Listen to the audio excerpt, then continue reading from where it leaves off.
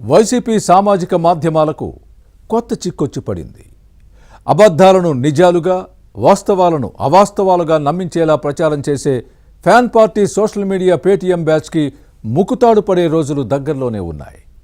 తప్పుడు ప్రచారం చేసే వారిపై ఉక్కు పాదం మోపేందుకు వీలుగా సోషల్ మీడియా నియంత్రణ బిల్లును కూటమి ప్రభుత్వం తీసుకురానుంది. దీనిలో కఠిన నిబంధనలకు అవకాశం ఉండడంతో ఏం చేయాలన్న అంశంపై వైసీపీ థింక్ ట్యాంక్ ఆలోచనలో పడింది.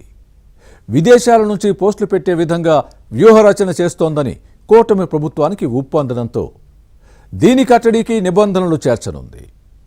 ఏపీ ప్రభుత్వం తీసుకురానున్న సామాజిక మాధ్యమాల నియంత్రణ బిల్లుతో వైసీపీ సోషల్ మీడియా సైకోలకు చెక్ పడనుందా?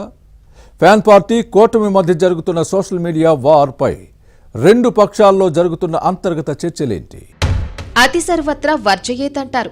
అతి చేయడం అనర్థాలకు దారితీస్తుంది. ఇది శృతి మించితే సమస్యలు వస్తాయి. సోషల్ మీడియా అయినా మరొకటైనా ఈ సూత్రం అన్నిటికీ వర్తిస్తుంది.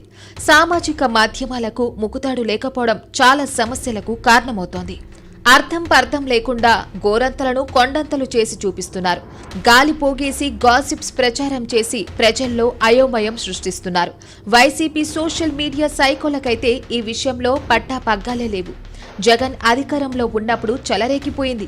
కూటమి ప్రభుత్వం అధికారంలోకి వచ్చిన తర్వాత విష ప్రచారం ఆపలేదు. దీంతో సోషల్ మీడియాను కట్టడి చేయకపోతే సమాజానికి నష్టం తప్పదని భావిస్తున్న ఏపీ సర్కార్ ఈ దిశగా చర్యలు చేపట్టింది.